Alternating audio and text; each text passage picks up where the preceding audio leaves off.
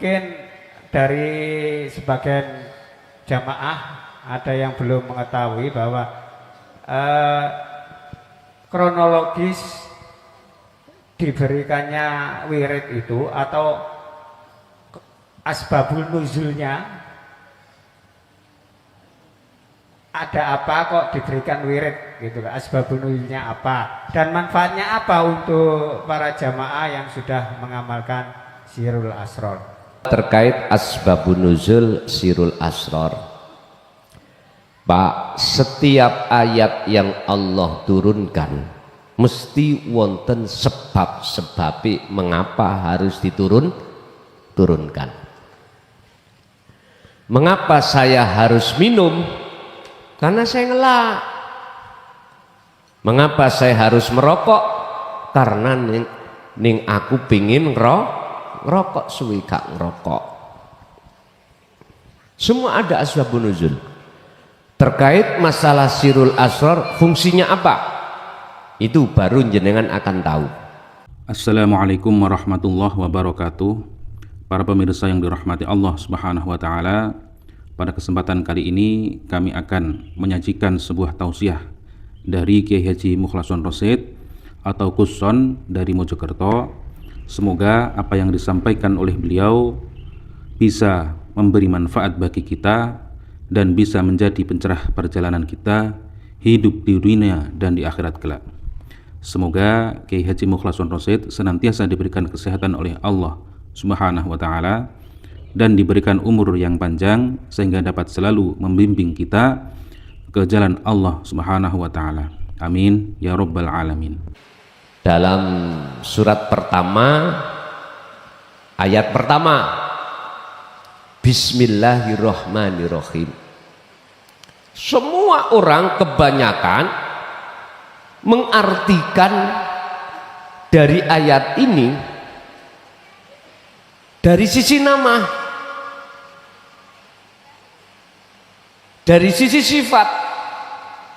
Bismillah dengan menyebut nama Allah Ar-Rahman yang welas asih ing dalam dunya, Ar-Rahim ing dalam welas asih ing dalam akhirat bloko.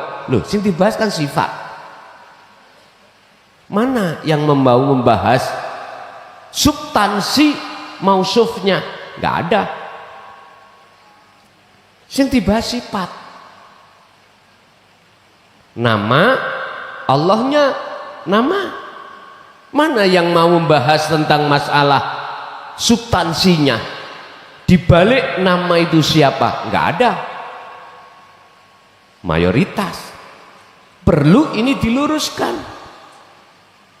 Bukan maksudnya nama bos yang bisa memberikan anugerah Ar-Rahman dan Ar-Rahim, bukan sifatnya, tapi intinya siapa. Kita bicara Ar-Rahman, anugerah yang diberikan Allah, nikmatul imdad, yaitu nikmat kebutuhan jasmani jenengan. Ini ku Ar-Rahman yang Allah berikan tidak pandang bulu, baik orang yang beriman maupun orang yang ingkar, semuanya Allah siapkan nikmatul imdad ini. Tapi Ar-Rahim hanya kita artikan kasih sayang Allah yang hanya diberikan pada orang yang beriman saja, itu pun di akhirat. Nggih ngapunten, mohon maaf, menurut kami secara kacamata hakikat kita telah menyelewengkan makna yang sebenarnya. Mengapa harus besok? Maksud akhirat setelah meninggal, mengapa?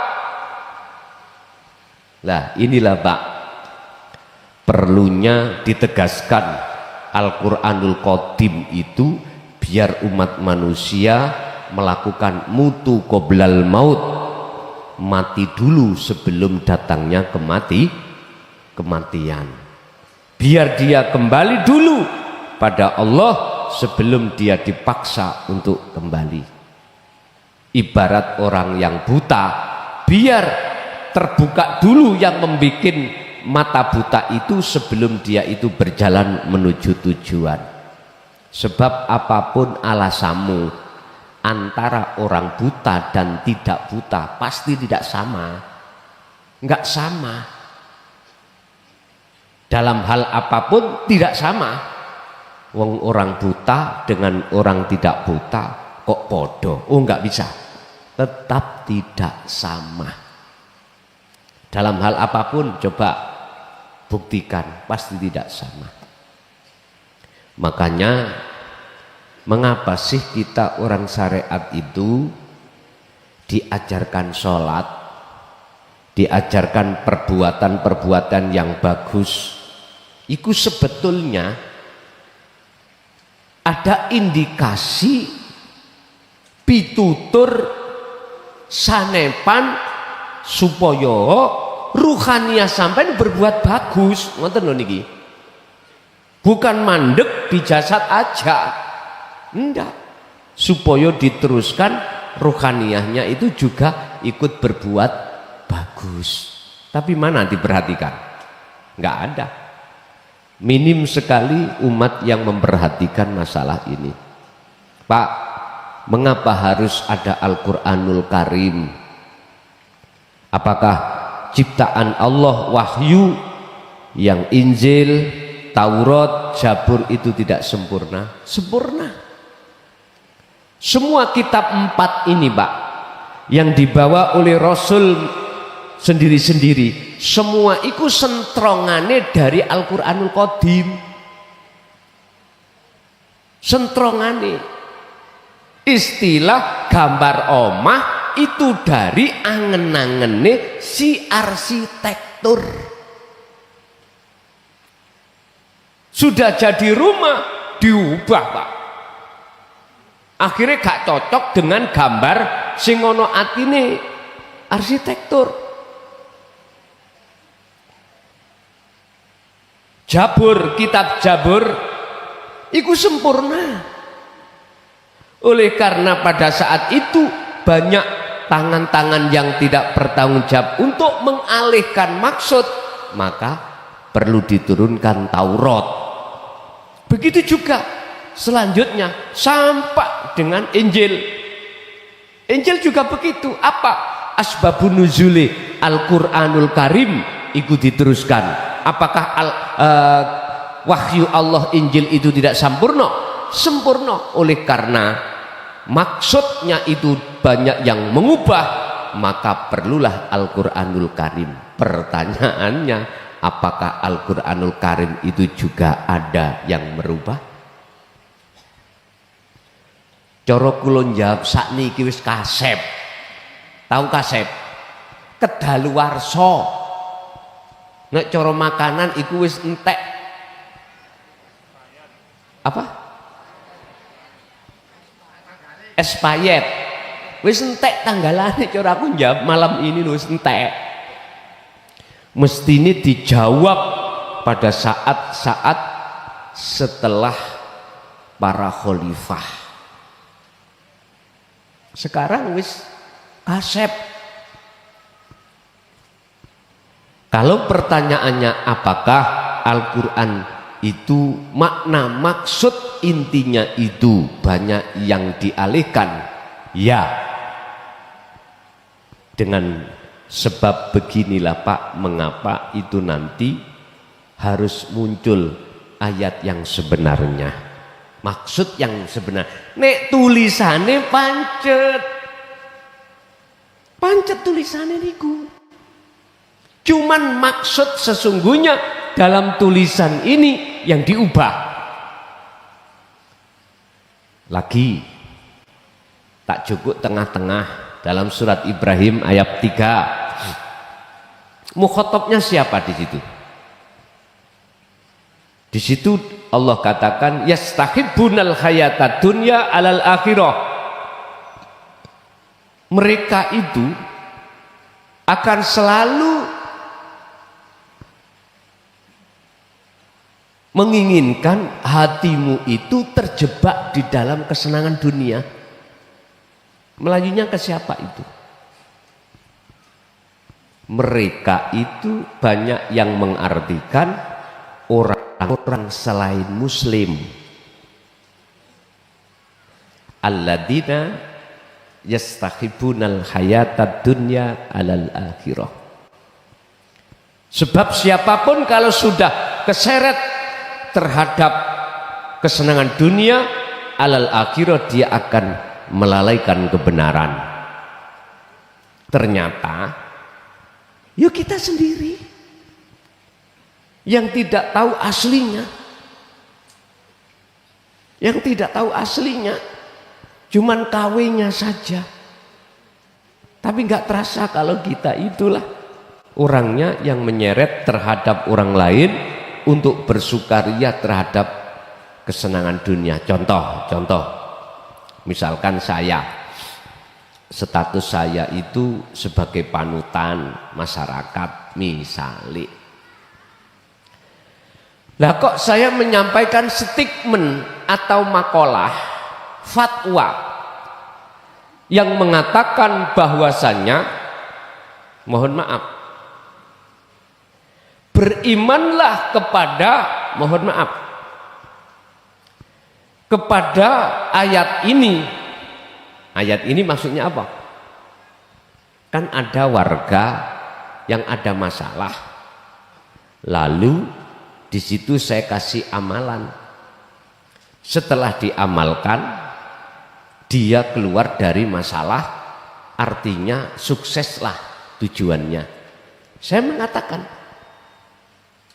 berimanlah kau dengan apa yang telah kau lakukan ini, sebab ini yang menyelamatkan dirimu. Jenengan iki akhiri percaya karena faktanya memang karena wiritan sampean iku tekun, akhiri masalah sampean selesai. Jenengan keseret iman yang saya serukan itu, otomatis sampean akan beriman terhadap wiridmu. Kalau seperti itu, maka Tuhanmu itu ya wirid iku. Sebab kemarin saya katakan, jikalau kau benci terhadap orang yang tidak bisa baca Al-Quran, berarti Quran itu Tuhanmu. Jikalau kau benci terhadap orang yang tidak sholat, sebab dirimu ahli ibadah, ahli sholat, maka sholat itulah yang jadi Tuhanmu. Mohon maaf, jikalau Anda benci terhadap orang miskin sebab dirimu berada, maka keberadaan dirimu dunia itu kaya itulah Tuhanmu. Udah, inilah yang dimaksud kita itu bertuhan, Tuhan sing kawe. Apa singkatannya kawe niku, Pak? Palsu. Mana Tuhan yang tidak palsu? Apakah masih kurang? Rasulullah memberikan petunjuk, Allah memberikan petunjuk lewat Rasulullah ini di dalam Al-Quran. Apakah kurang? Sering dikatakan itulah ilahukum ilahu wahid, Tuhan yang esa. Qul huwallahu ahad. Allah yang mana? Yang asli. Allah yang ahad. Masa kurang? Apakah karena terlalu tebale kopoke kupingmu, wahai manusia, sehingga dlewer-dlewer ramari-mari ada keterangan gak iso mlebu apa tah ngono? Mbuh, aku ya ora ngerti. Nyatane akeh menungso sing nolak.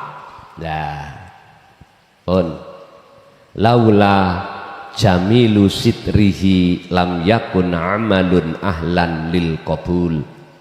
Apabila Pak tidak dimunculkan pengapurane Allah, sifat pengapurane Allah pada diri manusia, maka tidak ada satupun amaliyah yang terjadi pada manusia itu diterima Allah.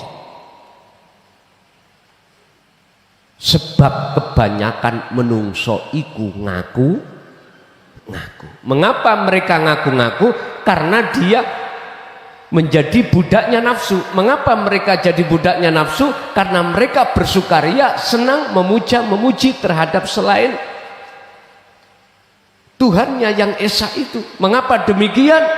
Karena mereka satu hal alasannya, sumber persoalannya yaitu walladzina kafaru bi ayatihi waliqaihi. Sumber persoalane karena mereka manusia banyak yang menolak ajaran tauhid.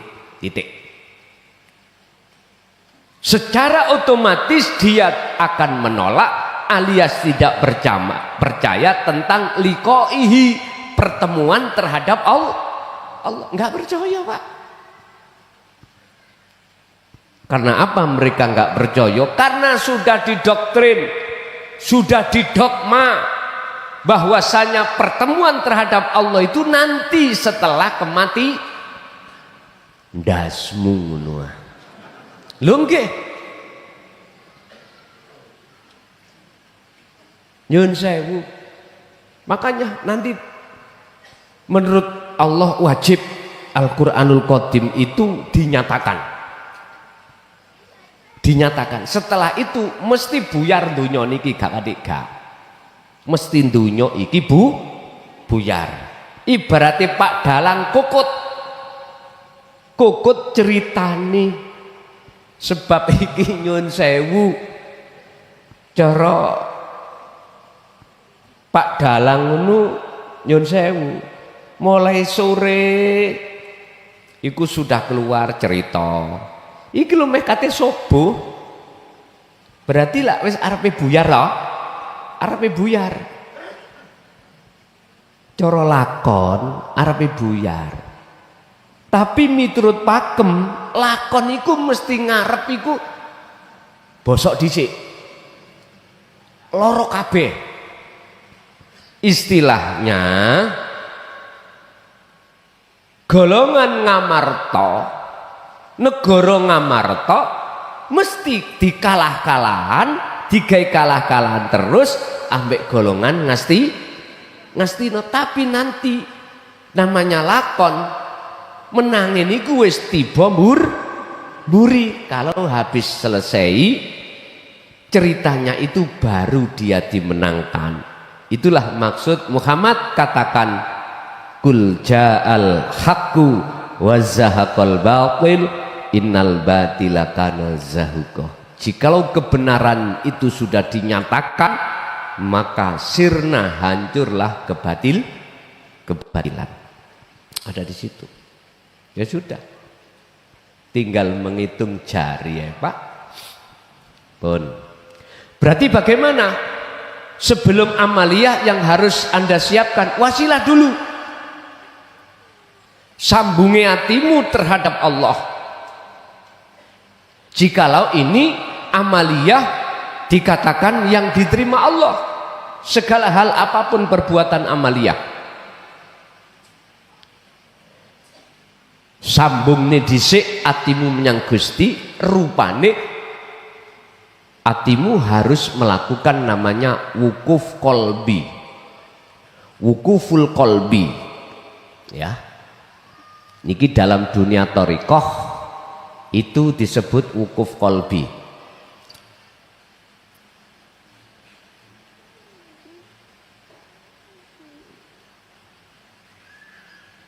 Apa wukuf kolbi itu? Mandeke ati sangka dene perkara-perkara urusan dunya.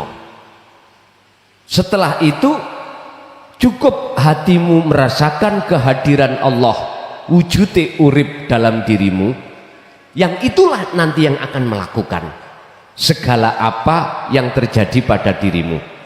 Dengan begitu nantinya Anda tidak akan pernah mengakui kalau itu perbuatanmu.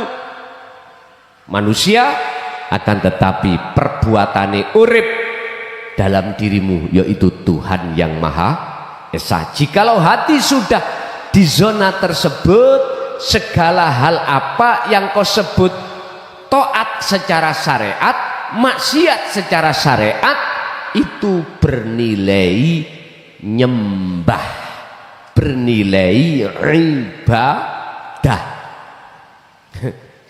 Sing pojokan dipelintir. Nanti cak lokalisasi tujuannya ibadah. Hati-hati. Periksa ning atimu sik dulu. Betulkah di dalam dirimu lepas keakuanmu diri disebabkan kau selalu berzikir pada Allah? Ojo ujug-ujug malah. Tekan di ibadah. Ibadah. Ibadah cak. Lah kuwi aku ngkei dhuwit ya ibadah. Bikin orang enak ya ibadah. Terus jenengan sing padha bundele iya tak pikir-pikir ya. Gak ono sing disusahno iku. Kono enak kene ya enak. Katanya bikin orang enak iku ibadah. Sik Pak, kudu sampean koreksi dhisik atine. Ojo ujuk-ujuk ngomong kuwi ngibadah. Pun koreksi dhisik. Madhepa sira ing nggon madhep iku artine atimu kudu madhep ketika atimu madhep. Ketika jasmaniahmu taat. Apa? Laku yang diperintah. Oke, mlaku wae. Atimu kudu madhep. Artine Anda jangan pernah mengakui kalau dirimu yang melakukan. Bisanya itu akan terjadi pada dirimu, bahkan muncul akune Allah manakala terlebih dulu dalam dirimu telah kefanaan keakuanmu sebagai makhluk, baru muncul. Keakuan Allah tidak akan muncul dalam dirimu jikalau terlebih dahulu belum hilang keakuan dirimu sebagai makhluk.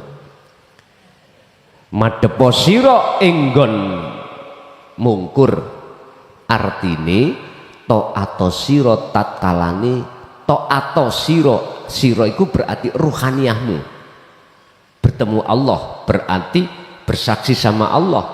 Dimaksud bersaksi sama Allah bukan kau melihat Allah, tapi di dalam hatimu yang berlaku rasa iku akune Allah. Iki lho namanya madhep, iki lho namanya makrifat. Makrifat sira menyang Gusti Allah tatkala jasmanimu iku dihadapkan nggon maksiat. Madhep sira tatkalane di panggonan mungkur. Artine ketika memang betul-betul maksiat secara jasmani itu Allah terjadikan pada dirimu, atimu kudu taat, berarti kudu makrifat datang Allah. Lah ketika memang itu terjadi betul-betul makrifat, maka tidak ada alasan Allah tidak ngampuni. Nggak ada alasan, karena kau sudah lepas, tidak merasa kau yang melakukan. Makanya mengapa makalah ini mengatakan lamuno tidak ada, apabila tidak ada kebagusan pengapurane Gusti Allah, maka seluruh amaliyah nggak akan keterima. Amaliyah napa mawon. Yang menjadi pertanyaan khusus di nomor 2, ta'ata sira ing nggon mungkur, pertanyaane betulkah hatimu itu kelebu hati pada saat itu makrifat pada Allah?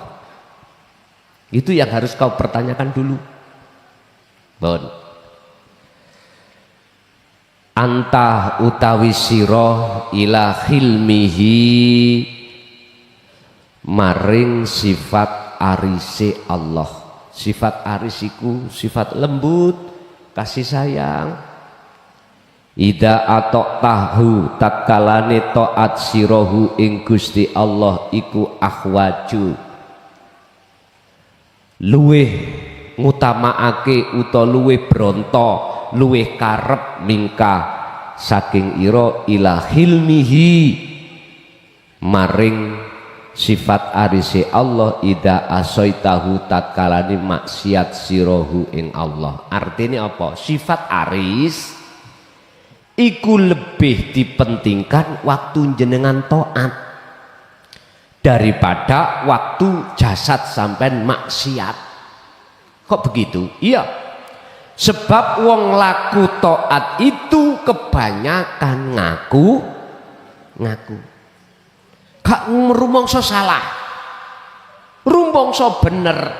Nek dibanding tatkalane Anda ini laku maksiat, duh salah ning atiku getun.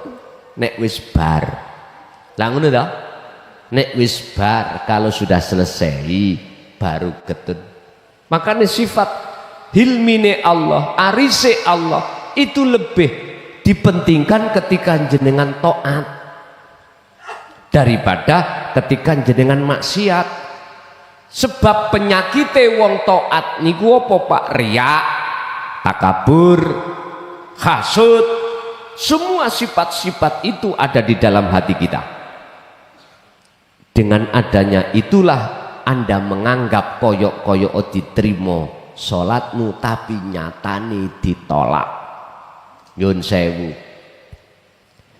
iblis itu gak wedi ambek wong ahli ilmu, wong alim isok maca kitab nahwu sorope cetha balagha manteke oke, diguyu. Iblis iku guyu tok, gak wedi blas. Iblis iku anggite wedi ambek wong isok maca Quran bahkan hafidho, gak wedi blas. Karena apa? Iblis iku pernah jadi wong alim. Ajazil iku Mbak, sadurunge diceluk iblis oleh Allah, alime di atas para malaikat, bahkan sebagai penasehat. Wis gak iso jarno buangen nanggone tali kono lho, diutek kae wis kono tugasmu ngono. Wis jarno ae ben wis buak nang kali ana banyune wis mari bar wis gak mikir. Padha ae Pak Bu, nek bojo sampean rewel buangen nang kali. Lah ngruweti ati ya. Ngoten lho. Buang nang kali. Ya hitemu wong-wong liyane.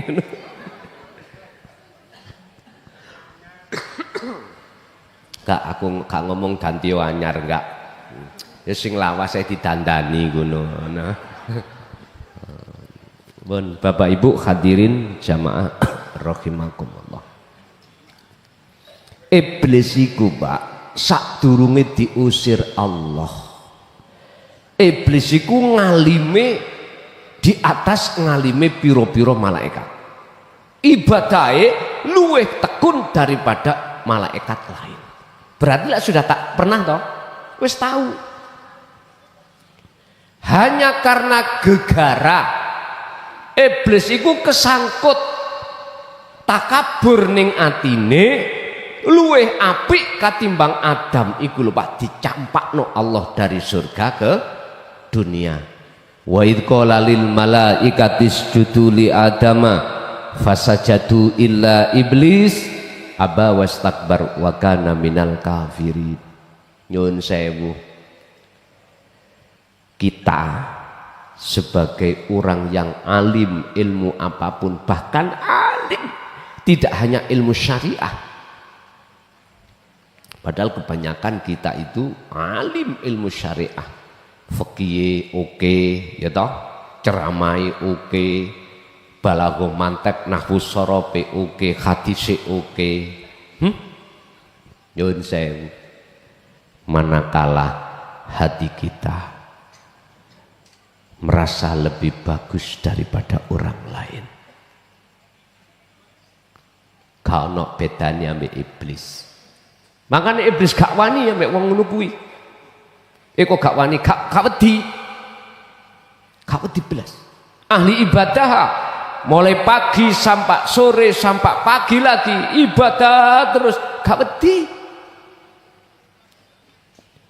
Sebab apa? Banyak di antara kita ahli ibadah al-ubad ning ati iku duwe rasa takabur. Bentuke apa? Nek ketok wong gak salat, atine ngomong luwih apik aku katimbang wong kuwi.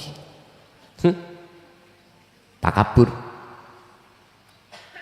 Pertanyaanku lho, apa bedane Ajajil dengan kita?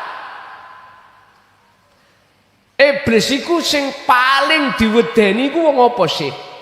Kalau sing rambute dawa, ora tau salat, ora tau ngaji, nyun sewu. Pakaiane compang-camping, ora duweni omah, diino wong sak kampung, tapi atine selalu dzikir nang Gusti Allah.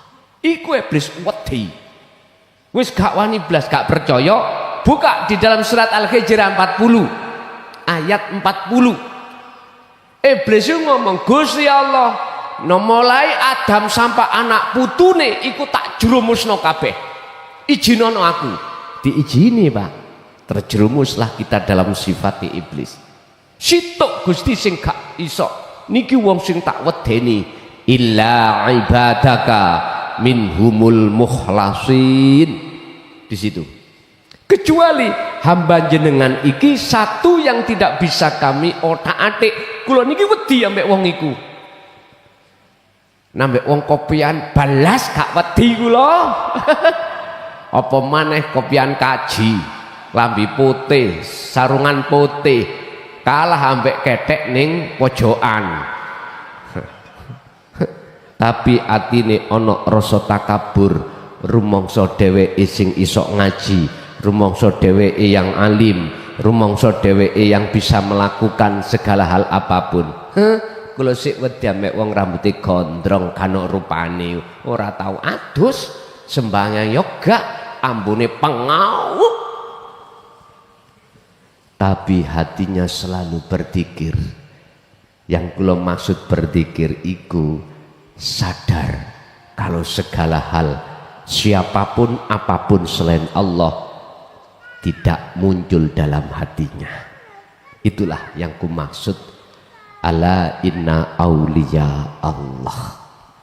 Waline Allah iku yo gak ngono tok.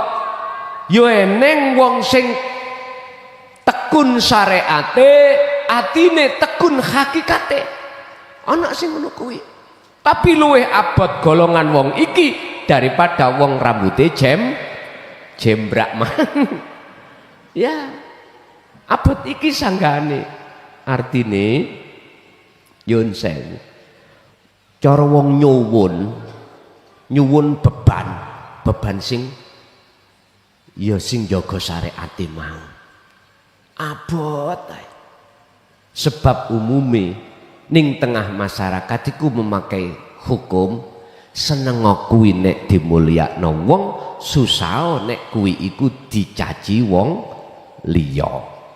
Tapi wong anggite wong rambutnya jembrak tadi, rambutnya panjang, nggak pernah sholat dan lain sebagainya, bilang apa? Seneng sira tatkala kuwi dicaci masyarakat, susah sira tatkalane kuwi dipuja masyarakat. Akhirnya gak gelem dipuja, dadi wong gembel.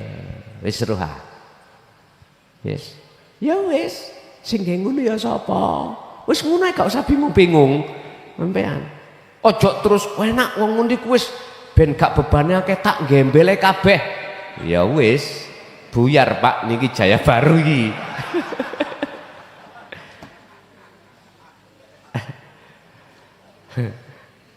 Ya wis gak usah angel-angel. Ya wis sing ngono sapa, sing ngene sapa, ngoten wae juga nemen. Ben beban iku gak ana, iku mau kei dalan idfin mendemo sira wujudaka ing wujud sira terkait apapun yang kau lakukan. Nyun sewu, salat Anda, ibadah Anda apapun, udah pendemen iku ning bumi khumul, ojo kok akoni. Wis aman Bun.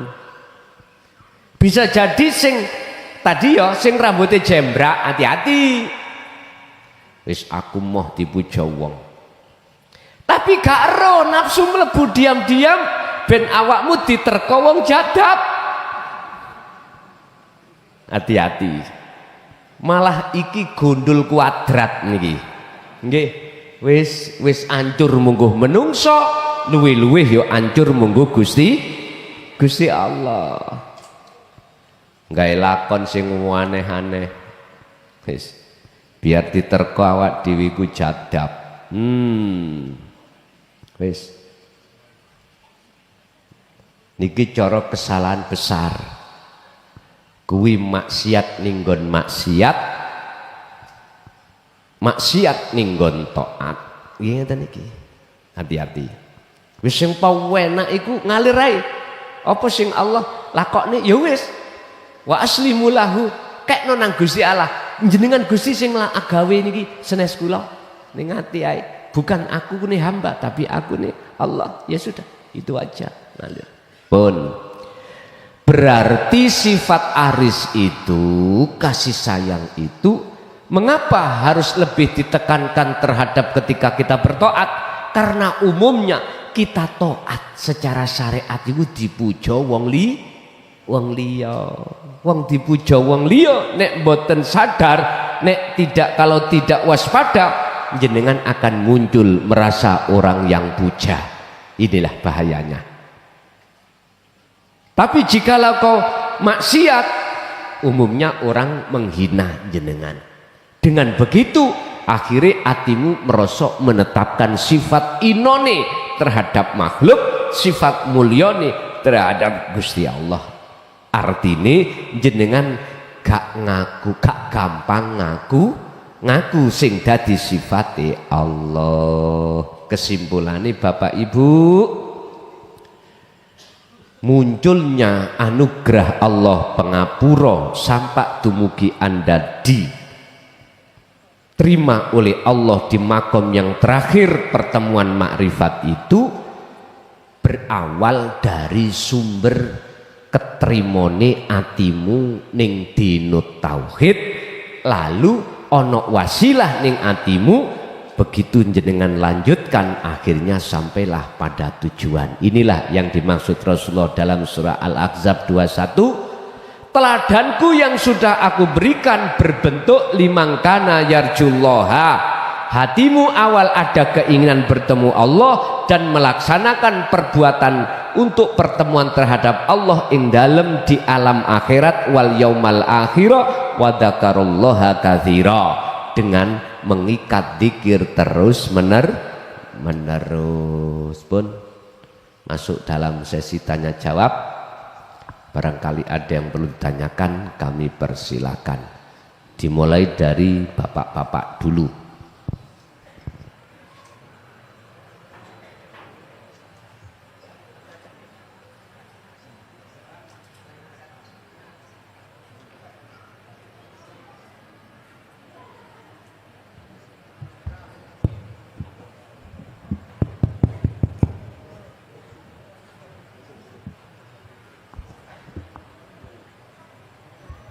Assalamualaikum warahmatullahi wabarakatuh.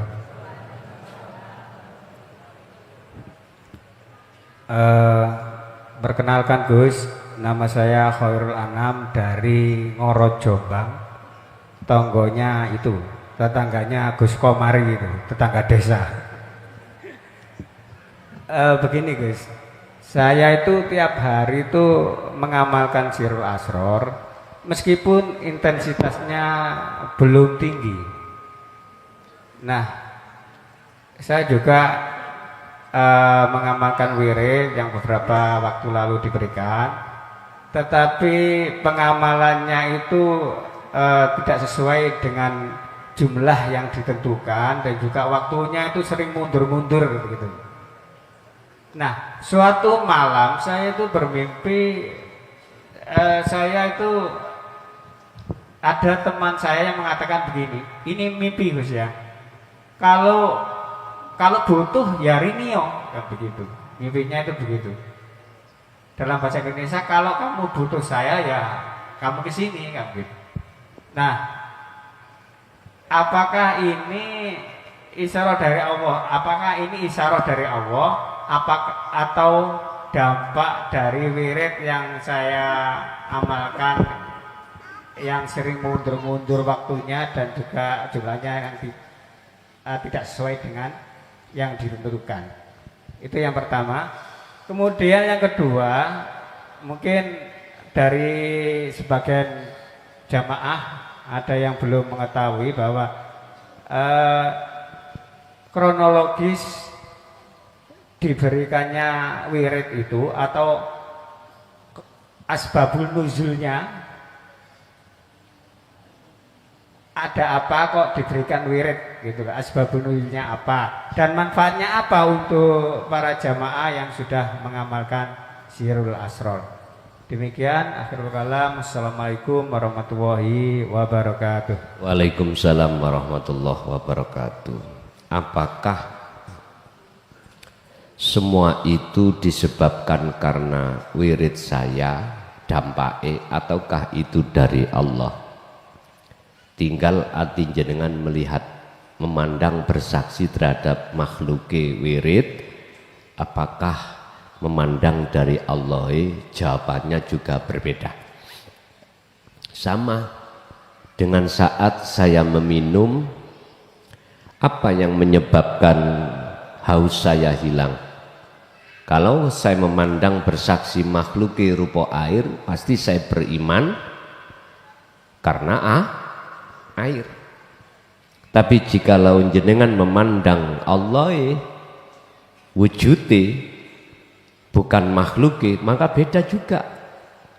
Tinggal kita memandang dari sisi mana. Itu jawabannya ada di situ. Sehingga yang namanya wirid memunculkan satu warid atau bisikan dalam hati sampean, nek kui butuh ya mara rene. Artinya kita memandang dari makhluk berupa wirid, apakah memandang Allah yang berkuasa di dalam wirid? Tinggal jenengan mandang mananya. Pun satu. Nomor dua, terkait asbabun nuzul Sirul Asrar. Pak, setiap ayat yang Allah turunkan mesti wonten sebab-sebabe mengapa harus diturunkan.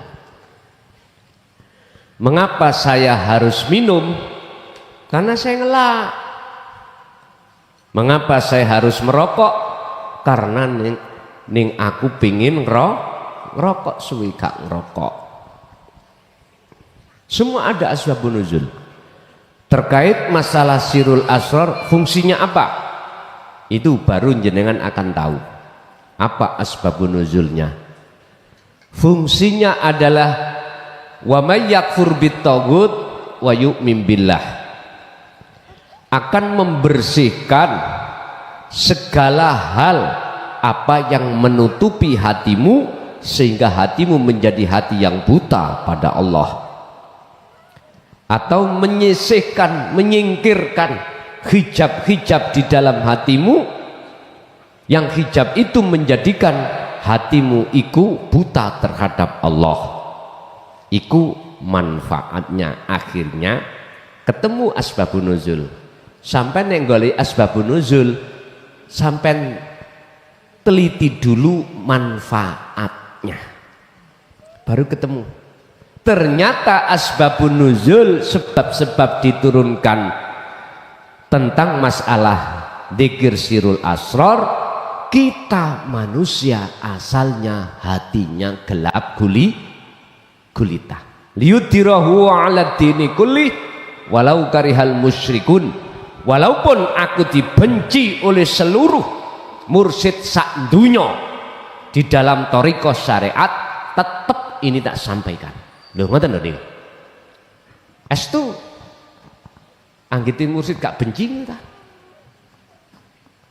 Dulur-dulur kula sing wonten syariat dan nang thariqah niki lho. Dianggapnya Sirul Asrar perusak. Padahal sebetulnya itu adalah meluruskan. meluruskan.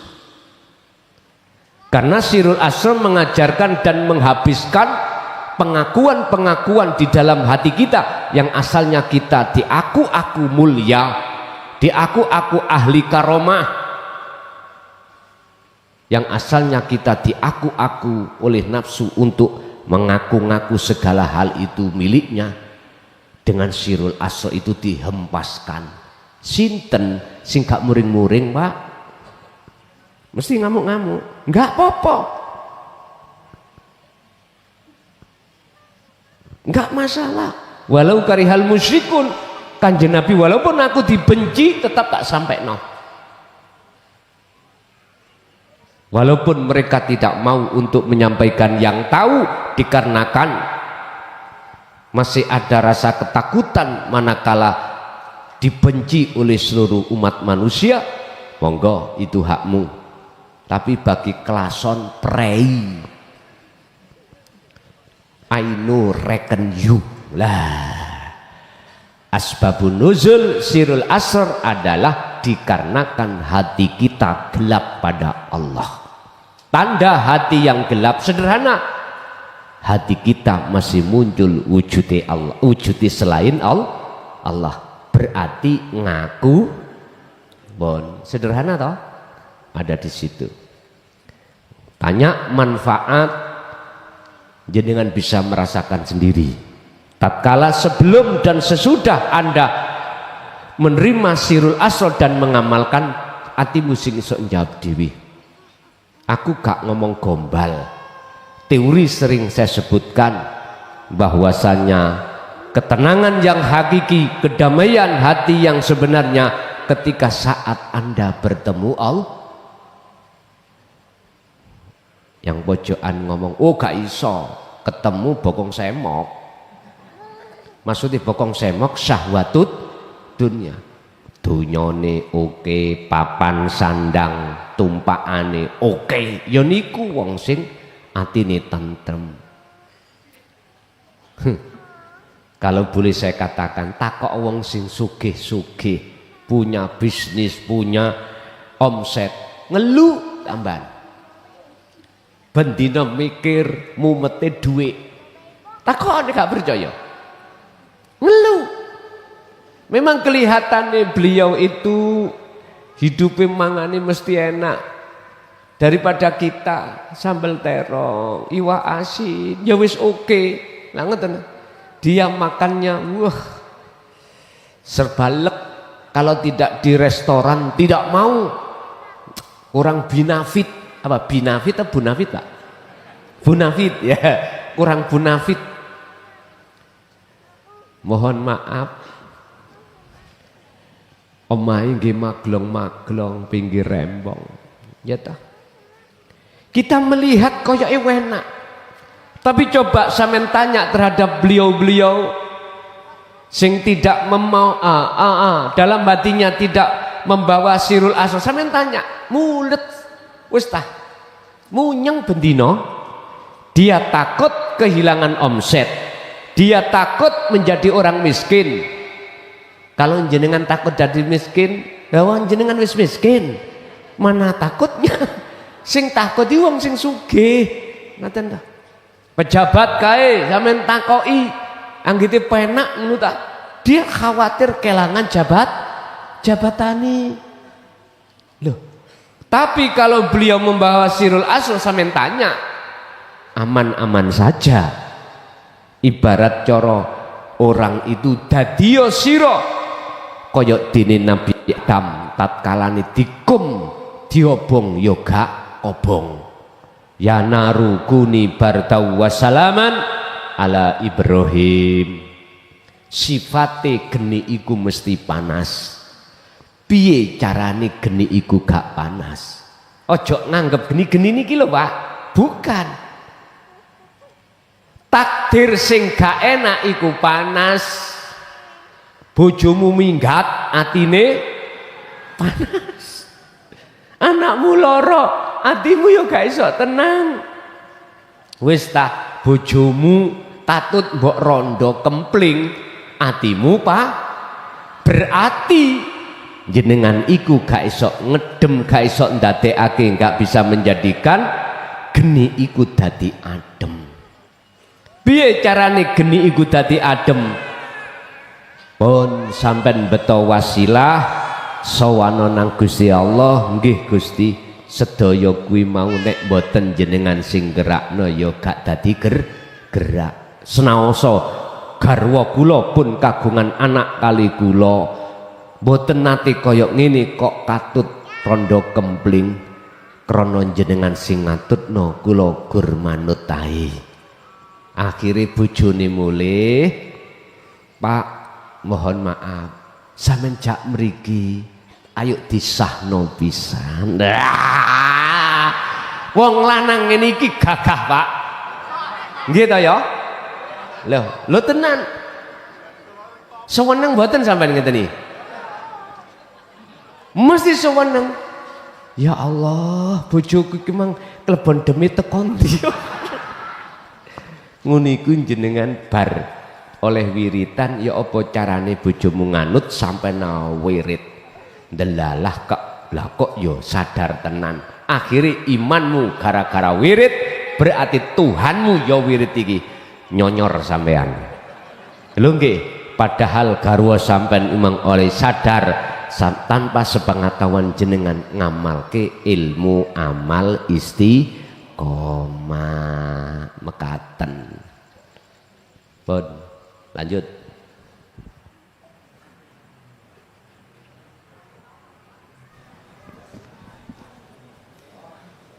Assalamualaikum warahmatullahi wabarakatuh. Perkenalkan Gus, nami kula Pak Sugianto saking Malang Selatan Kalipare Tumpakrejo. Kula badhe tanglet Gus. Agak didekatkan Pak nggih. Nggih. Kalih mik. Nggih.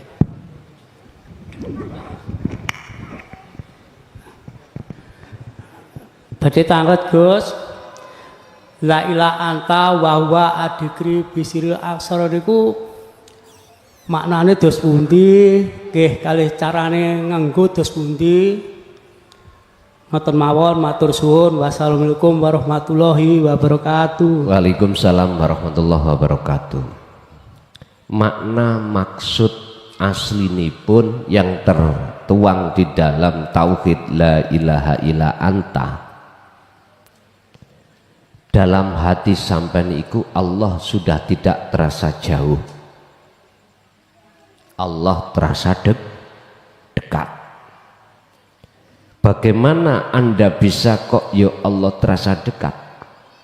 Sumbernya karena jenengan dididik inti daripada ilmu tauhid yang mengatakan untuk mengesahkan pada Allah, menjelaskan bahwasannya urip hidup di dalam diri Anda itulah wujudnya Allah. Karena itulah, karena urip itulah jenengan bisa seakan-akan bisa melihat, mendengar, berucap, bernafas, bergerak dan lain sebagainya. Kalau hati jenengan sudah masuk di wilayah itu, berarti tetanda jenengan itu sudah diwarisi, diletaki Allah, hablum minallah, tali langsung hubungan dateng Gusti. Secara otomatis hatimu akan satu sisi menyesali dengan perbuatan-perbuatan sebelumnya tadi, di mana Anda selalu melalaikan Allah, selalu jenengan iki merasa berbuat dolim dengan bentuk ngaku-ngaku jenengan kali kula ingkang agawi. Lah berhubung Allah sudah terasa dekat, maka disitulah kesadaran akan muncul, sehingga ke depan mesti Allah akan menuntun jalan yang benar tentang rohaniyah, bagaimana cara beribadah yang benar. Ibadah yang benar, hadza siratum mustaqim, disebut ibadah yang benar adalah ketika saat jenengan menyembah, bersaksinya, melihatnya hanya pada wujudnya Allah. Dikatakan hanya melihat bersaksi wujudnya Allah, ketiadaan dirimu sebagai sang pelaku, justru dalam hatimu muncul keakuan Allah. Itulah bersaksi yang benar. Berarti yang menyaksikan dan yang disaksikan pelakunya itu tunggal. Mekaten. Lanjut.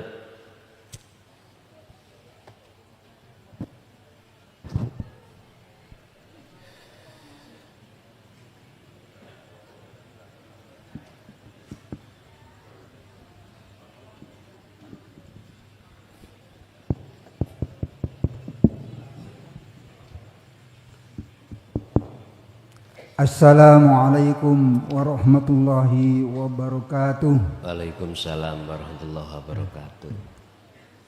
Nyun sewu Yai.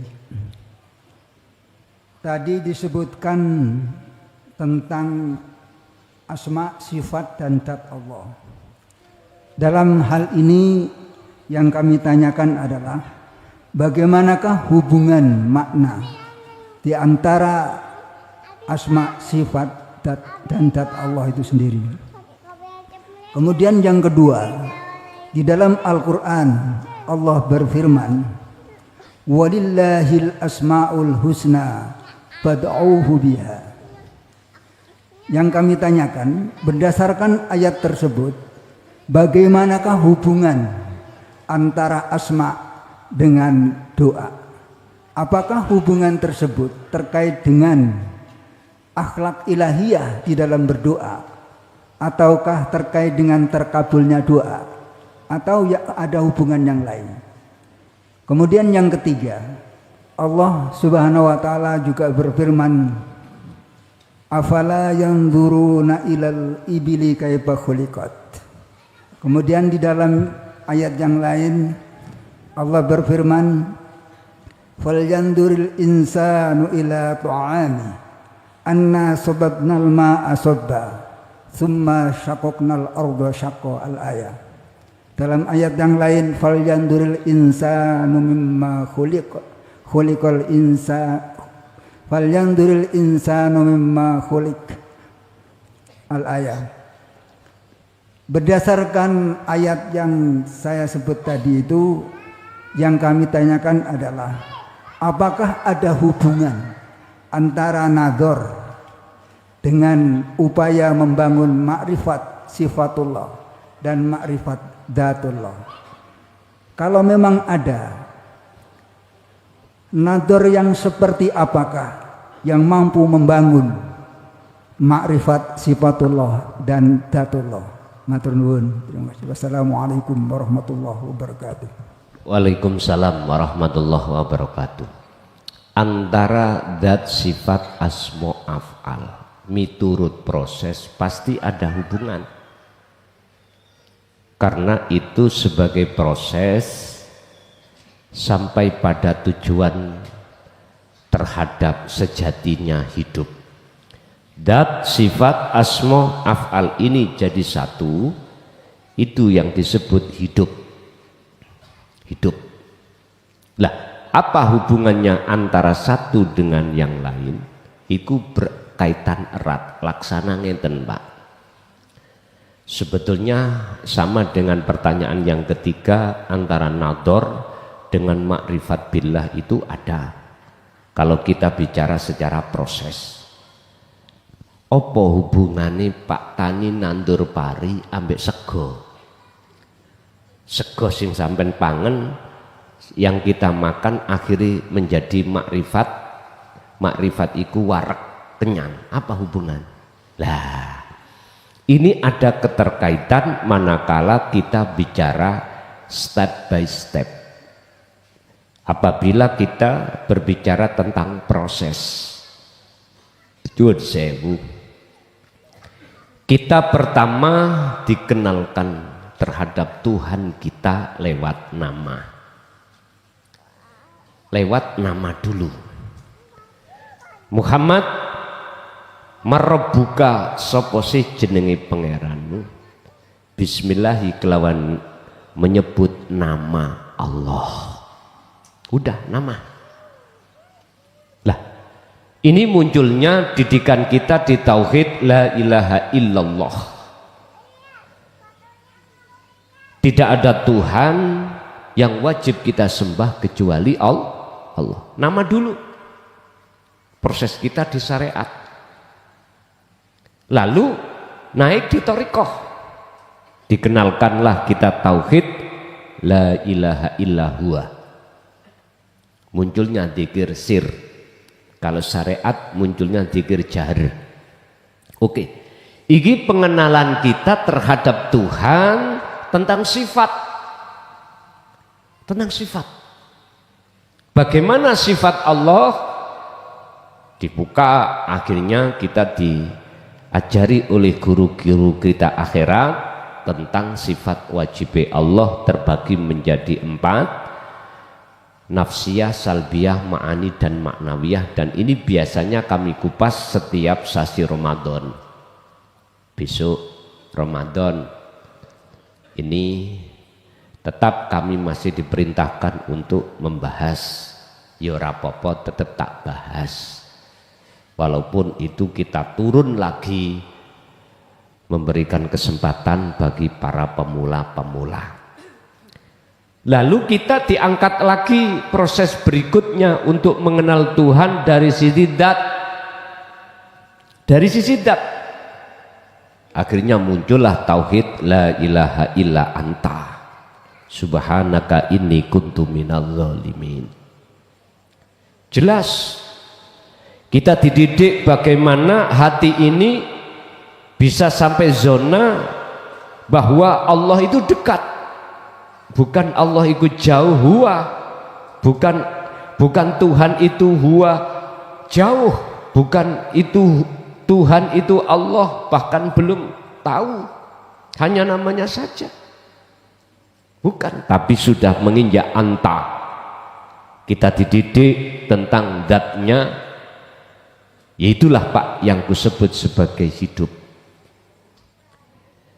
Beberapa proses jenengan alami mulai dari pendidikan tauhidnya, ilmu tauhidnya, sampai pengamalannya yang disebut kholwat. Akhirnya dengan istiqomah barulah jenengan akan mengenal la ilaha illa ana, yaitu aku, wujudnya aku ngeloberi dalam setiap aktivitas apapun sehingga disebut af'alullah. Piro-piro pekerjaane, penggaweane Gusti Allah.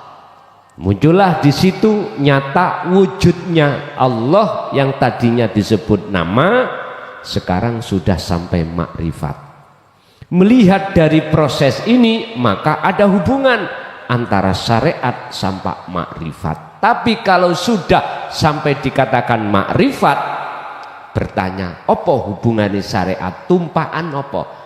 Ya, nggih nyun sewu, nek wis duduk di makrifat hanya akad, sudah tidak lagi menyebut syariat, thariqat, hakikat, makrifat.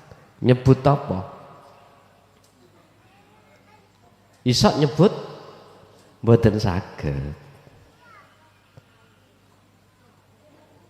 Yang terjadi pada diri Anda hanya begini. Umpama loh ini pada gak disebut. Umpama oleh tak sebut. Innani anallah la ilaha illa ana. Umpama tak sebut.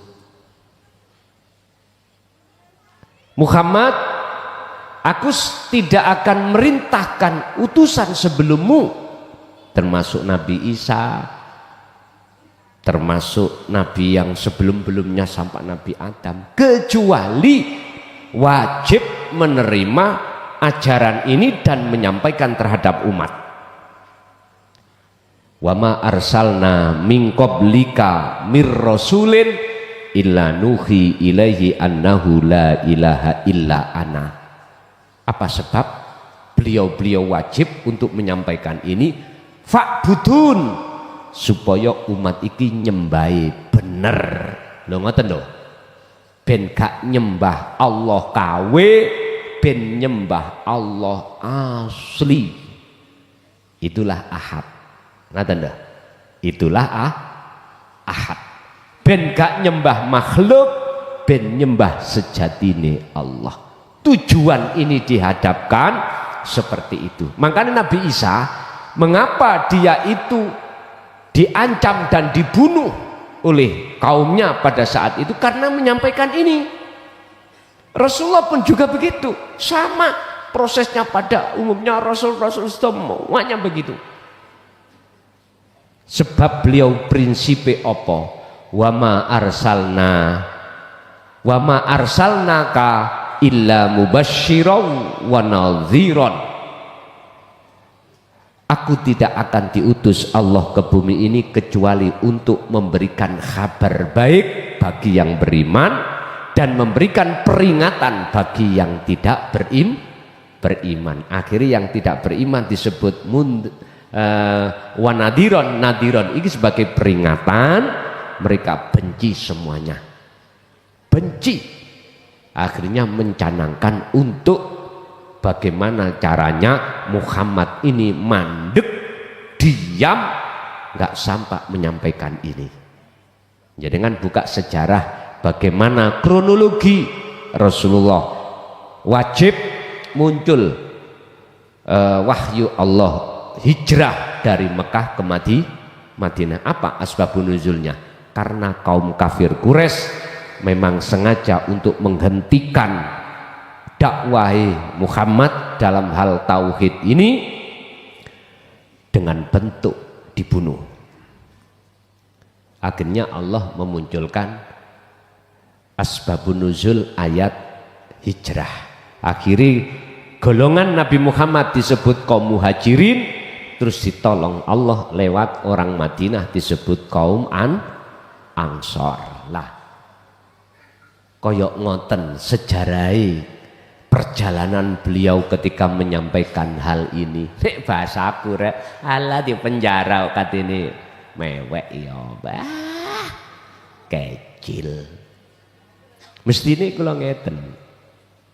Dicaci, dimaki, diusir, bahkan di penjara. Ismah lala apa nyampe no gak ruang manfaatnya kanggo umat belas nang aku enggak, malah justru khawatir nanti banyak umat yang memujaku aku kepleset. Lah ngoten toh latar gawe meneng po teko penjara ya wis menengai gak usah nyampe no. Tapi apa yang terjadi? Bahkan di dalam penjara kami sempat menyampaikan, bahkan tanya pada teman-teman sana. Bahkan ketika saat konangan saya menyampaikan itu, saya mau di layar ke Madiun dulu itu. Ya mohon maaf, dan itu tidak menjadikan aku bisa berhenti. Bahkan keluar rumah malah ndadi sampai detik ini. Ya sudah. Prinsip beliau itu Pak, mending dicaci wong sak dunya daripada menolak perintah Allah. Sama bagi saya seperti itu.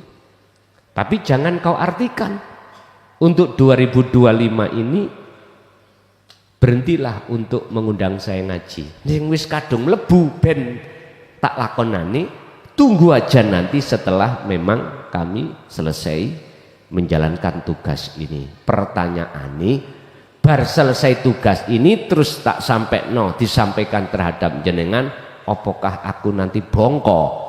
Iku urusane Gusti Allah.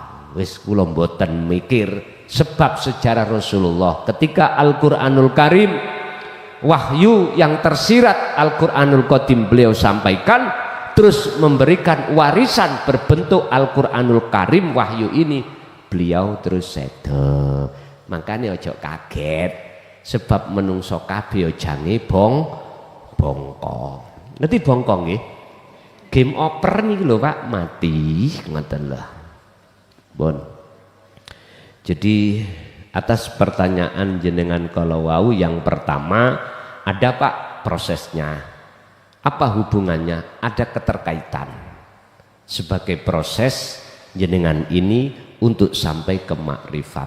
Yang kedua, terkait masalah doa. Doa yang kita lakukan apakah ada kaitannya dengan Asmaul Husna? Dalam Al-Quran tadi juga disebutkan ketika kau berdoa memakai salah satu di antara nama-nama baik Allah boleh, tapi maksudnya di situ adalah Pak Nyun Sewu, di dalam Asmaul Husna kan punya arti macam-macam. Contoh pertama Ar-Rahman, khusus ini untuk kekayaan, khusus ini untuk supaya jenengan kalih kula niki kehidupan dunia sandang pangan papan itu Allah cukupi. Padahal hakikatnya sudah Allah siapkan. Sudah Allah siapkan. Mengapa harus ada ayat yang mengatakan bahwasanya ketika Anda berdoa itu ada kaitannya dengan Asmaul Husna? Iku menduduhkan, menunjukkan bahwasanya proses kita manusia itu masih diproses jaluan. Tahu jaluan? Mintaan ini loh, mintaan yang Allah. Ud'uni astajib lakum, ayatnya juga ada. Tapi jikalau Anda nanti sudah masuk pada pengertian ud'uni iku madhep, beda Pak. Nek ud'uni sampai kali kula masih mengartikan memohon, berarti menunjukkan tingkatan kita belum sampai pada menuju dan bertemu Allah. Kita masih memandang makhluk. Tapi kalau kita sudah memandang semuanya adalah Allah, maka ud'uni sampeyan artikan menghadap. Yang ketiga terkait masalah antara hubungan proses nador untuk menuju dan bertemu kemakrifatan Allah itu memang Pak, nador itu apa sih? Melihat, itu tidak ada bedanya dengan bersaksi, bersahadat. Menungso bersaksi bersahadat menyang apa nih? Apakah terhadap nama, terhadap sifat anugerahnya itu, keagungannya, apakah terhadap datnya hidup itu, apakah apa namanya yang memiliki nama Allah itu, wujudnya hidup itu, mausufnya sifat itu, tergantung jenengan, tergantung. Proses demi proses memang ada keterkaitan. Bersaksi, sebelum bersaksi yang benar, kita memang bersaksi nama dulu, kemudian bersaksi sifat, bersaksi dat, lalu bersaksi aku.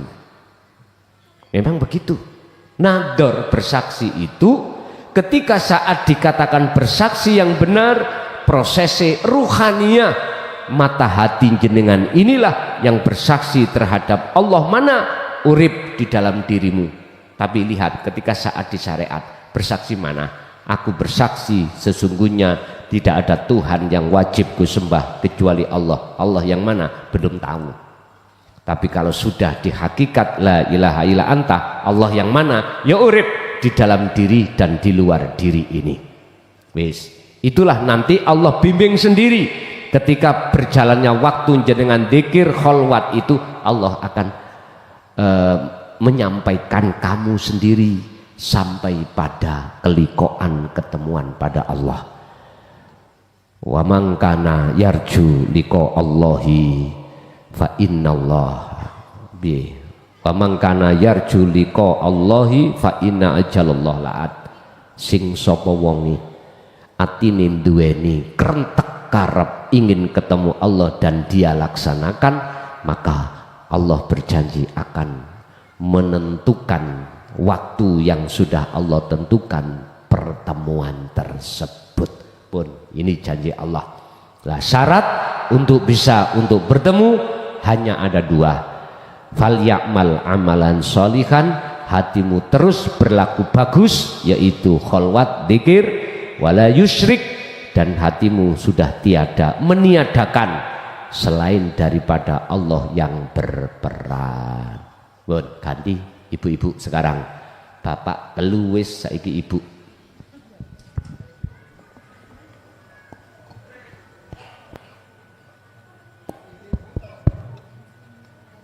Assalamualaikum warahmatullahi wabarakatuh. Perkenalkan, kami dari rombongan Lampung Nur Wasilah, An-Nur Wasilah, Mbak Yai. Rombongan dari Lampung. Lampung, ya. Yang ditanyakan wasilah. Ini, bukan dari An-Nur Al-Wasilah. Kholwat, nggih napa? Tadi berkaitan dengan berkaitan dengan sifat kolbi, bahwasanya mandeke ati itu disebabkan karena kerusakan terutama hubud dunia. Bagaimana hati kita bisa ke sana. Yang kedua, sifat-sifat lawamah itu sering mengelilingi di hati kita, ya.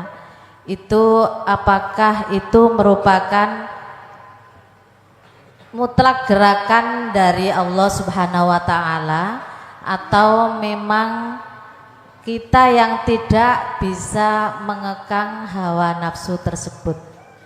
Bahwasanya di situ ada petugas, yaitu para malaikat baik dan buruk. Di situ juga ada setan yang menggoda kita. Apakah ini kelemahan kita sebagai makhluk atau memang ada gerakan dari Allah Subhanahu wa taala? Itu saja, Gus. Assalamualaikum warahmatullahi wabarakatuh. Waalaikumsalam warahmatullahi wabarakatuh.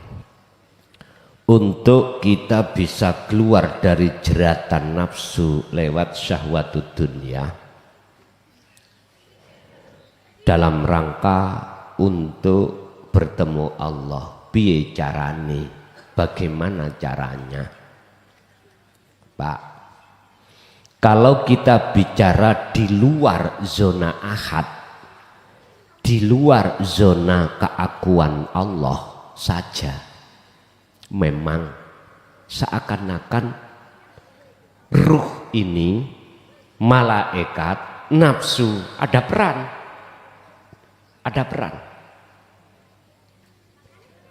Sehingga di situ terkesan kita akan menyalahkan yang menggoda kita, yaitu nafsu atau iblis atau setan, dan kita menganggap benar terhadap malaikat yang memberikan petunjuk-petunjuk. Lah gitu toh. Memang. Tapi kalau kita duduk di situ terus, apakah kita tidak mengakukan terhadap makhluk? Padahal syarat mutlak harga mati jenengan bisa sampai dan bertemu Allah itu harus melepas keimanan dari makhluk. Wala yusyrik bi ibadati rabbih ahada. Dalam hal apapun beribadah Anda, wajib Anda itu melepaskan diri dari makhluk yang berperan. Jikalau kau ingin betul-betul bertemu dalam ibadahmu terhadap Tuhanmu. Memang betul, miturut proses, mengapa kita buta, mengapa kita tidak bisa sampai pada Allah? Karena kita terjerat oleh rantainya hawa nafsu. Laksana ibu tadi yang tanya, di Lampung itu umpama jenengan dirantai ning cagak griya tengene Lampung, saged jenengan dugi mriki? Mboten sah, tidak bisa. Syaratnya apa? Ya kudu harus rantai iku dilepas. Apa rantainya hawa nafsu pada diri kita?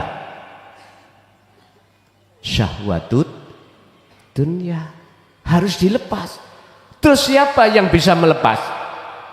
Memang seakan-akan koyoke makhluk kita berupaya melakukan dzikir sirul asr, koyoke lah ngoten to.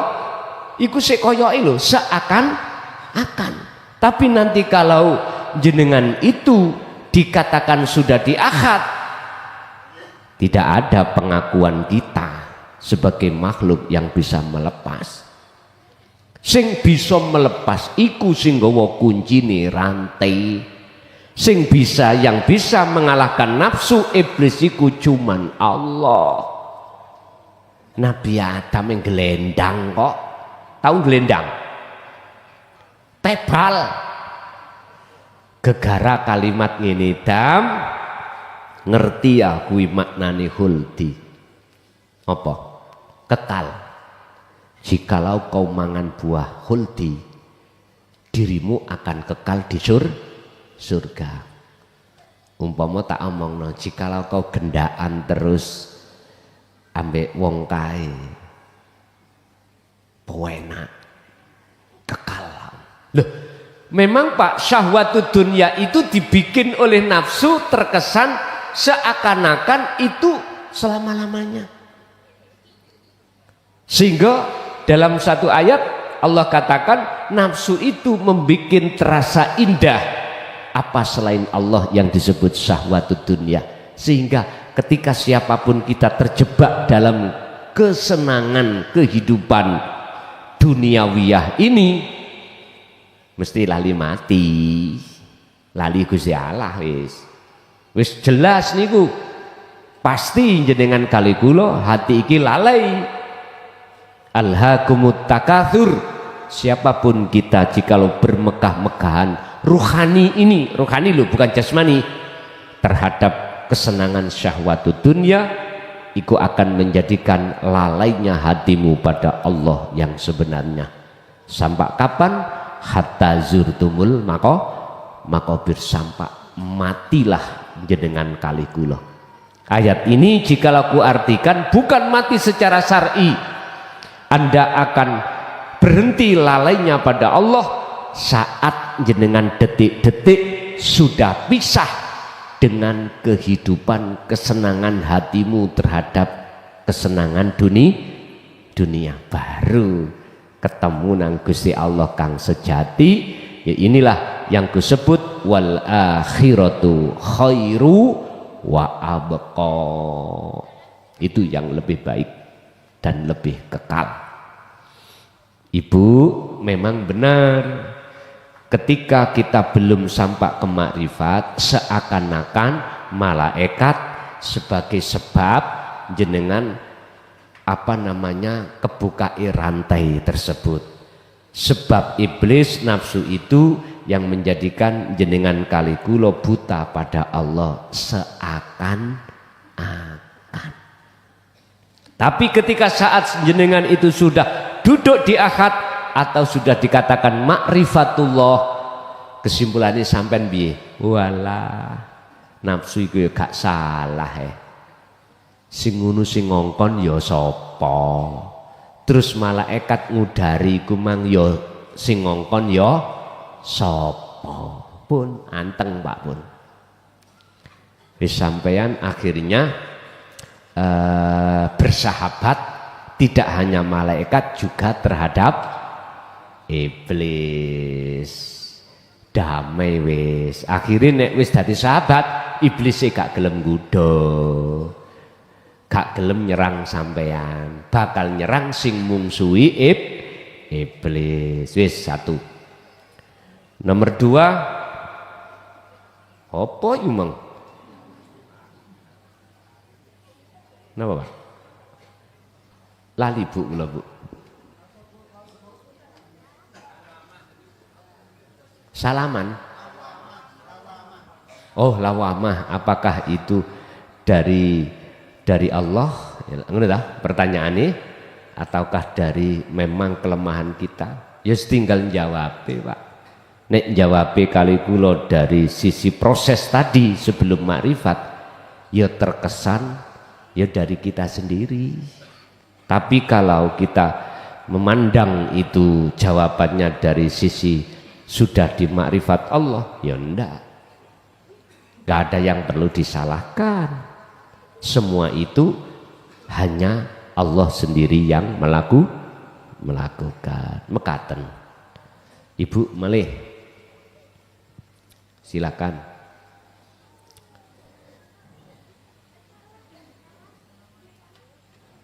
Pentile sampean demok, Bu.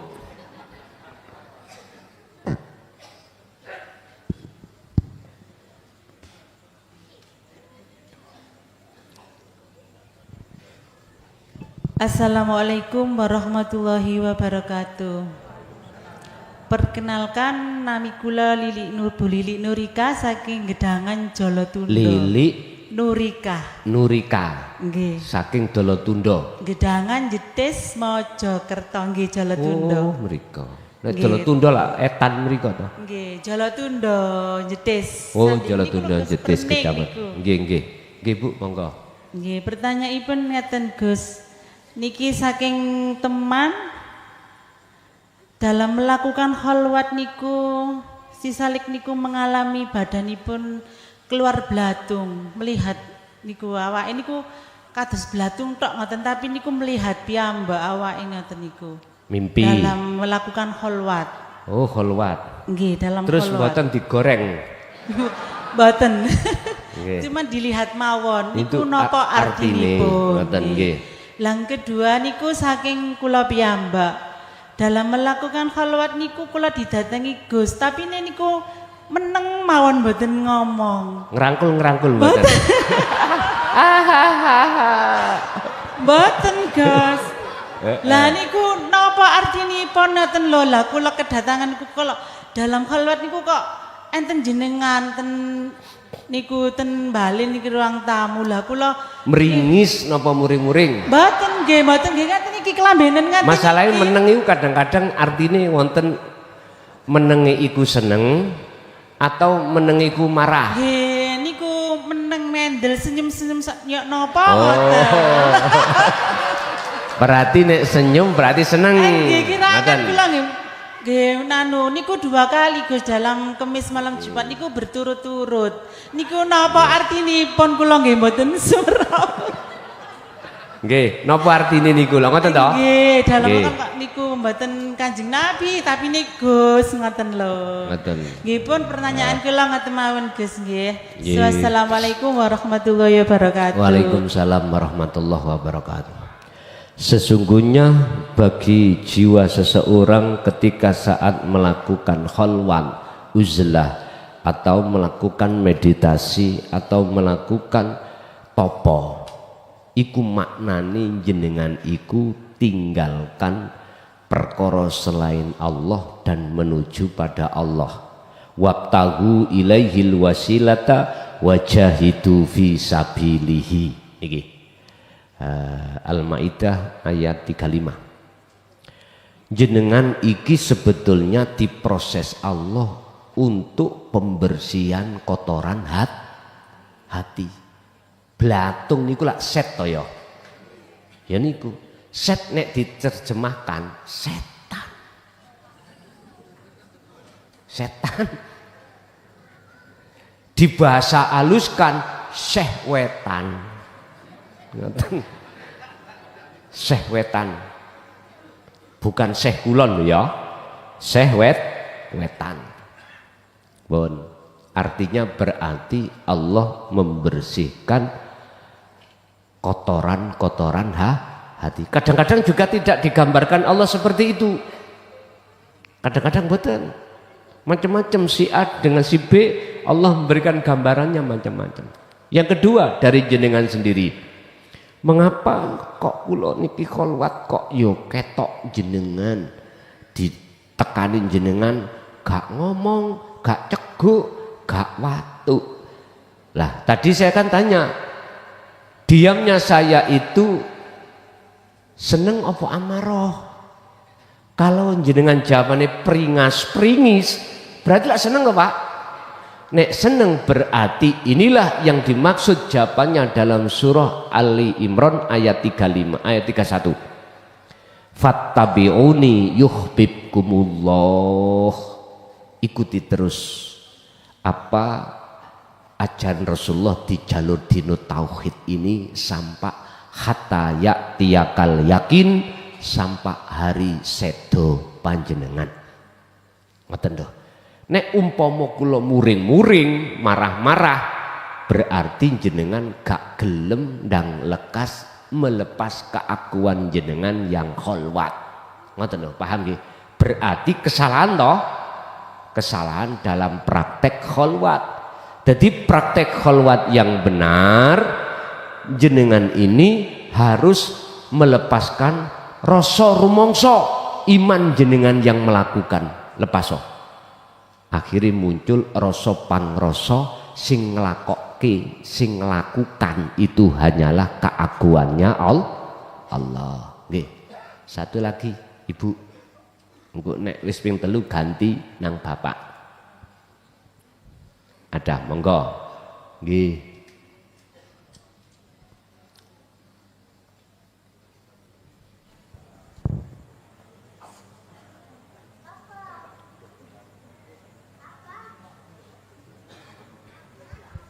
Pentile sampean demok lah ngeten. Assalamualaikum warahmatullahi wabarakatuh. Gus, karena Gus selalu menjelaskan Allah itu maha baik. Karena Allah maha baik, kita waktu di kandungan sudah dijamin dan sebelumnya sudah disediakan. Ternyata betul-betul dirasakan, selalu disediakan walaupun tanpa meminta, Gus. Selalu disediakan sampai rasanya kebaikan itu belum habis dikasih lagi, sampai ya mau seakan seperti itu. Lah penjelasanipun dos pundi, Gus? Assalamualaikum warahmatullahi wabarakatuh. Wabarakatuh. Wa minhu wa may yattaqillaha yaj'al lahu makhrajan wa yarzuqhu min haitsu la yahtasib. Sapa wonge sing bener-bener ngejoki takwa. Yang takwa ini bersumber dari ilmu amal istiqomah kholwat niki. Apa yang ada kaitannya dengan sifat Rahman dan Rahimnya Allah lebih-lebih itu Allah selalu menyiapkan. Cuman kita manusia aja kadang-kadang ada rasa khawatir jikalau itu tidak lekas kunjung datang. Lah gitu. Mengapa demikian? Itu menunjukkan bahwasannya tingkat kemakrifatan sampean kali kula itu masih perlu ditingkatkan. Di situ kan sudah jelas sing sapa wonge betul-betul memegang takwa. Ya ja'allahu mongko ndadekake sapa Allah lahu maring siman mang makhrajan, ndadekake pintu yang tertutup menjadi terbuka. Kalau bahasa Ar-Rahman yang dimaksud pintu itu persoalan-persoalan yang ada kaitannya dengan duniawiyah. Makhrajan kalau kita ambil dari sifat Ar-Rahim, tutupe ati sing gak iso dibuka yang disebut barzah ini loh, dinding ini loh, Allah akan buka. Wa yarzuqhu min haitsu la yahtasib. Datangnya sesuatu itu tidak bisa kau sangka. Memang kalau kita menoleh sifat api Gusti Allah itu sejak dulu, Pak, kita seakan-akan bisa melihat sapa sing ndelokno. Telinga bisa mendengar sapa sing ngrungokno. Lewat sifat samaknya Allah lah ditaruh di dalam telinga, akhirnya bisa mendengarkan suara. Semuanya. Kebanyakan manusia itu tidak akan tahu kalau iki sumbere sangka urip sangka Allah, nggak tahu. Berarti itulah orang yang disebut orang yang belum tahu jati diri. Orang yang tahu jati diri sudah tidak ada pengakuan sumber dari makhluk, justru pengakuan sumber dari urip. Inilah orang yang dikatakan sebagai orang yang tahu jati diri. Man arafa nafsahu faqad arafa rabbahu. Kalau sudah diduduk di situ, maka Anda tidak sempat bisa menghitung apa kebaikan Allah yang setiap detik Allah berikan terhadap kita. Contoh mawon ya, nafas. Coba sedina suwengi dijukuk 5 menit wis gak iso ambekan jenengan, gak bisa bernafas. Pinten regone? Ayo nek jenengan hitung-hitungan nang Allah. Ayo. Untung aku iki nyembah nang Allah. Jikalau tidak ada aku, sapa sing gelem nyembah? Masya Allah. Jadi Bu, belajar kita semuanya untuk melepaskan rasa keakuan diri sebagai makhluk yang melakukan. Setelah itu otomatis akan muncul rasa keakuan diri Allah yang melakukan. Disitulah yang disebut nyembah yang benar, disitulah yang disebut bersyahadah yang benar, disitulah yang disebut makrifat yang sebenarnya. Nggih. Ganti ke Bapak, tasih ada?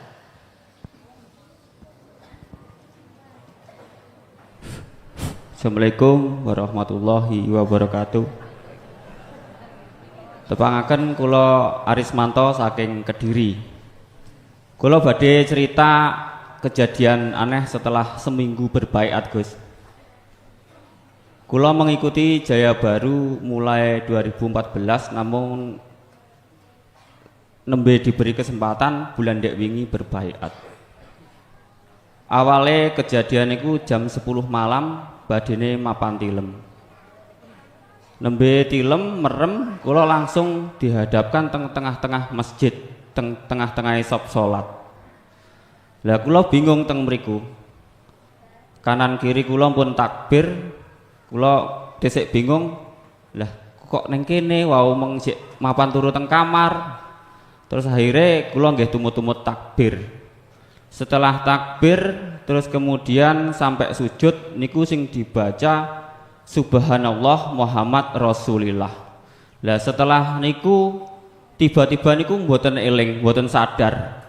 Terus setelah beberapa waktu niku eling malih.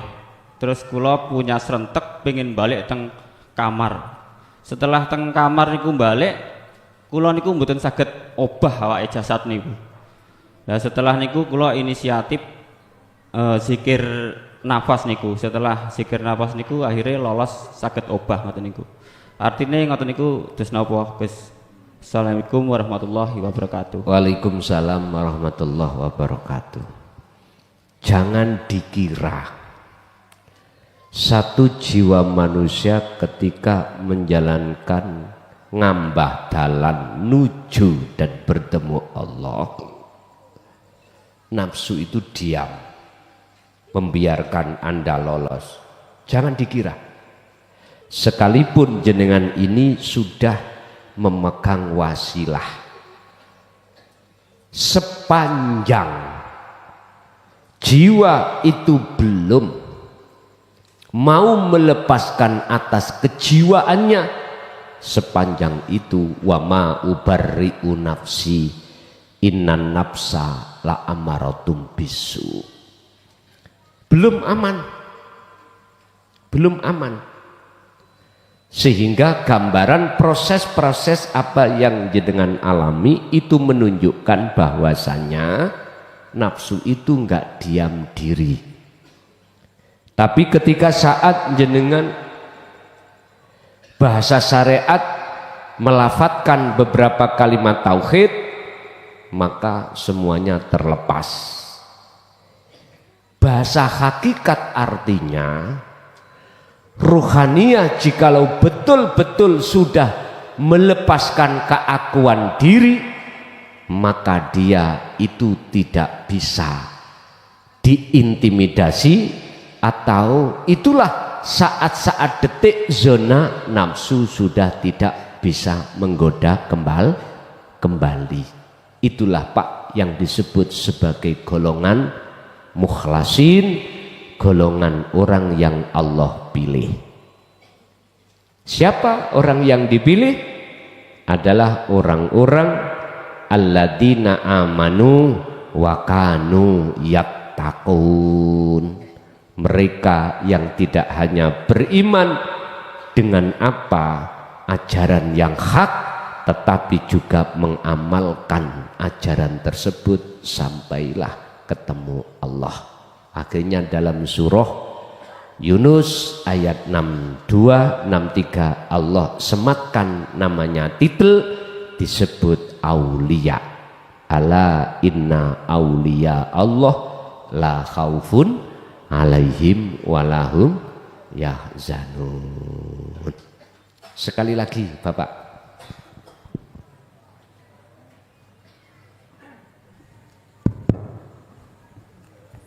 Assalamualaikum warahmatullahi wabarakatuh. Yang kami hormati Romo Yai Muhlason Rosid dan hadirin sekalian, mohon izin perkenalkan kami, nama saya Suwoyo dari Ngantru Tulungagung. Mohon bertanya Yai. Di dalam Al-Quran surat Al-Baqarah ayat 131 Allah berfirman, A'udzubillahi minasyaitonirrajim, bismillahirrahmanirrahim. Idza qala lahu rabbuhu aslim qala aslamtu lirabbil alamin. Di dalam ayat tersebut, apakah ada hubungannya dengan yang namanya sirul asrar atau saat melaksanakan kholwat? Demikian yang kami tanyakan. Kami akhiri. Wassalamualaikum warahmatullahi wabarakatuh. Waalaikumsalam warahmatullahi wabarakatuh. Apakah ada kaitannya antara pasrah dengan sirul asrar? Jawabannya secara ringkas ya. Dalam ayat lain Allah juga katakan pasrah itu yang benar akan terjadi setelah jenengan sudah dikatakan benar-benar kembali pada Allah. Wa anibu ila rabbikum, lekas baliyo sira kabeh ila rabbikum, terhadap Tuhanmu sekalian. Wa aslimu lahu, setelah itu barulah kau bisa melaksanakan pasrah diri. Ingat, ketika Tuhan berfirman kepadanya, ini ada kaitannya dengan Nabi Ibrahim. Berserah dirilah dia, maksudnya Nabi Ibrahim harus berserah diri terhadap Allah. Aku berserah diri kepada Tuhan seluruh alam. Artinya urip iku. Ini dalam hal apa Pak? Waktu itu bisa ketika saat Allah nguji terhadap Nabi Ibrahim, diperintahkan untuk memutuskan hatinya cinta pada anak, yang terkenal dengan hukum syariat korban. Ini ada sebabnya dulu itu.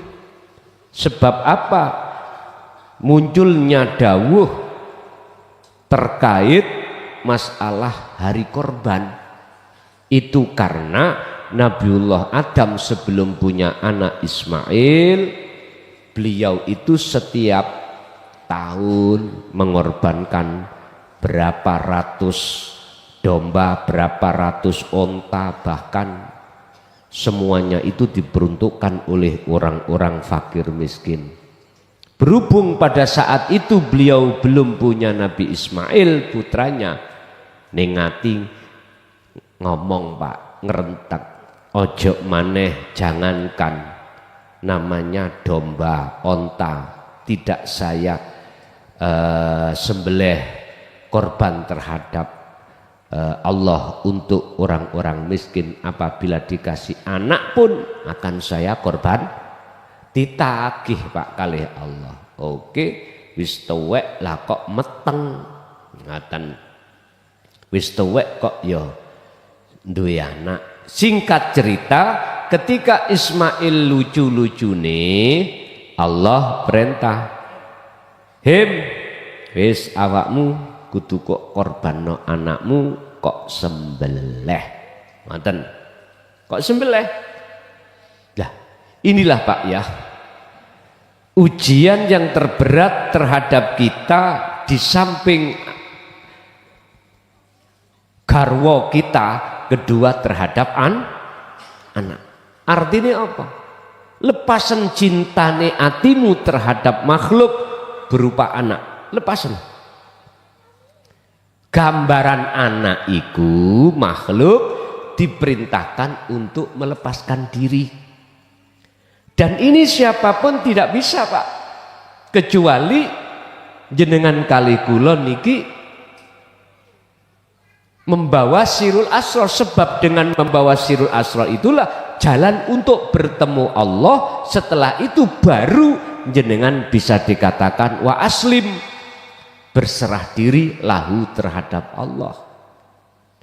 Dari pertanyaan apakah ada hubungannya? Ada, antara tawakal berserah diri dengan sirul asrar ini berkaitan erat.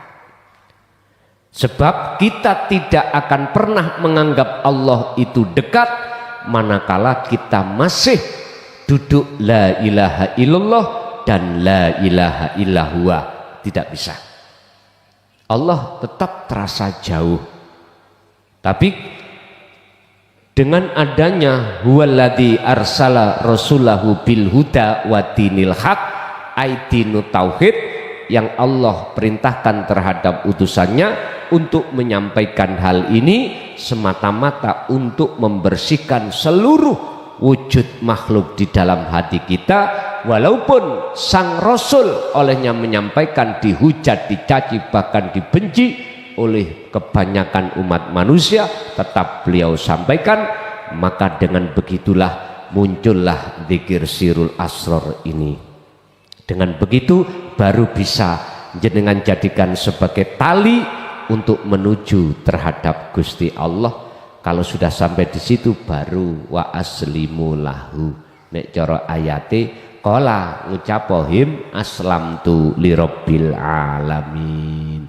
Aku berpasrah diri terhadap Tuhan yang menguasai seluruh alam, baik alam muhadharah atau alam mukasyafah, baik alam kasunyatan dunia maupun alam mukasyafah atau alam langit.